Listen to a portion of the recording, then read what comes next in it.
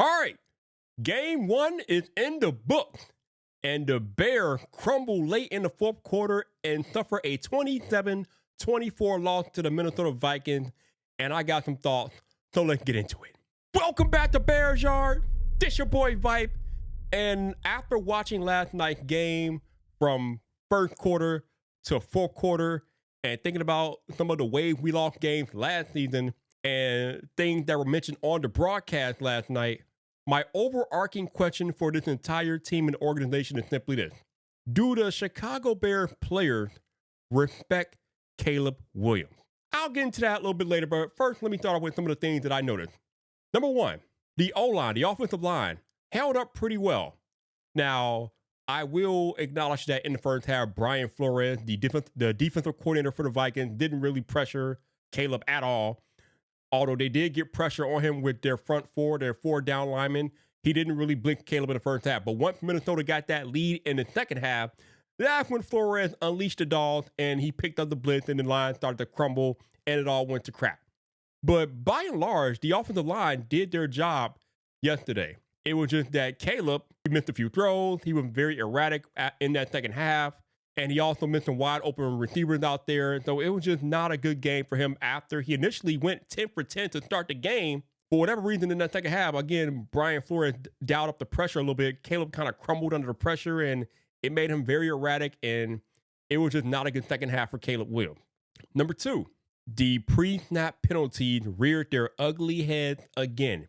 The Bears had 4 false starts. I think it might have been 5, but I know 4 false starts at minimum they had in last night's game, which are drive killers. I've talked to you all before about the effect of false starts and how they just kill any offensive momentum they had.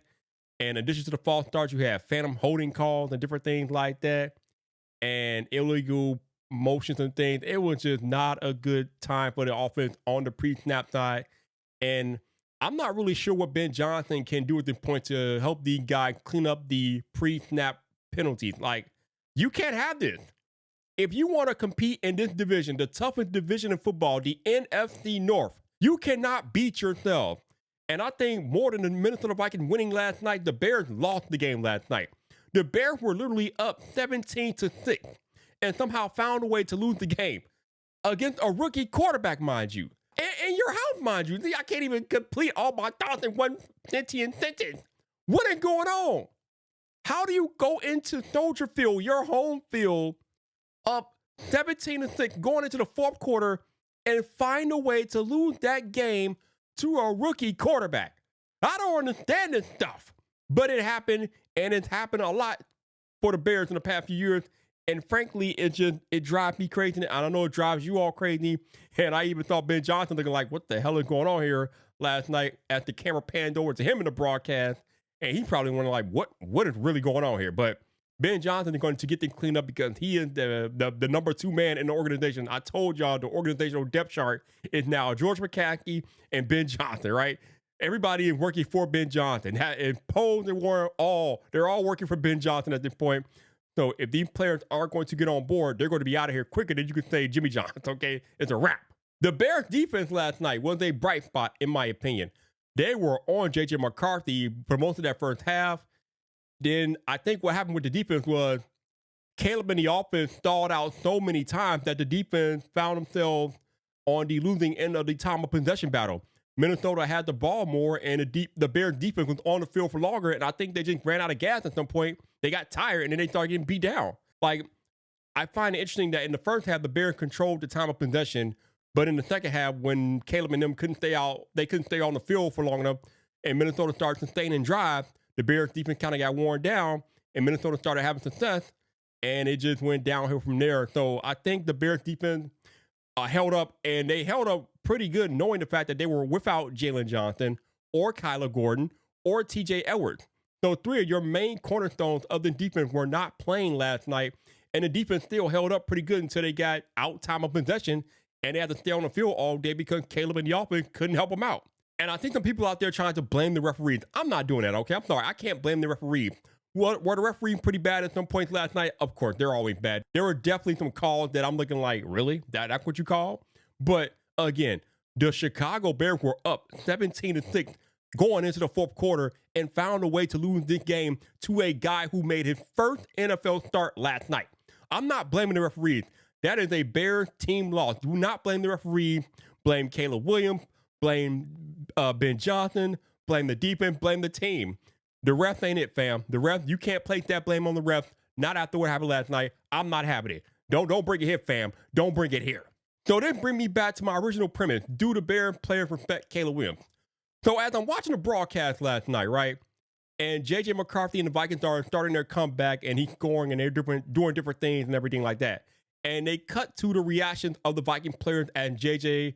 is scoring touchdowns, and the Viking players are like partying with him, celebrating with him, rallying around him, and different things like that. And then you cut over to the Bears side, and you see Caleb Williams looking dejected, defeated, and his body language again. We talked a lot about this in the offseason, that his body language needs to be cleaned up. Well, last night, the body language wasn't that great when they were facing adversity.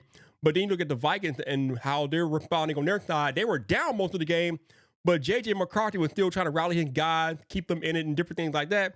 And then when the comeback started happening, you can see the Viking players rallying around him, celebrating with him, high-fiving him, cheering him. The whole team is surrounding him.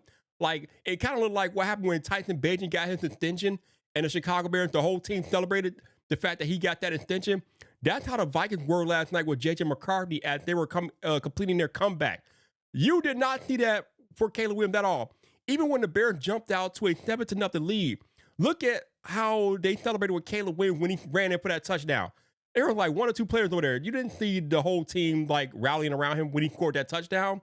And it just makes me wonder, man, does this team respect Caleb Williams? Now, I know there's this big Tyler Dunn article that I alluded to in a previous video out there talking about how Caleb was kind of a diva his rookie year.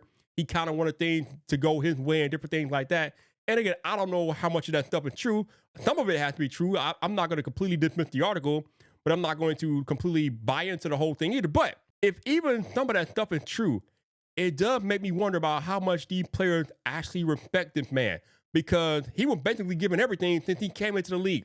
He's never been in an actual quarterback competition last year or this year, which is kind of interesting. I mean, obviously, he's the number one overall pick, and though they don't usually get into quarterback competition, but, I mean, Ben Johnson comes in here, and obviously he comes here because he wants to work with Caleb, but Tyson Bagent is back there working, and the players see Tyson Bagent working hard and different things like that. And again, there's no true quarterback competition. Caleb is the anointed guy.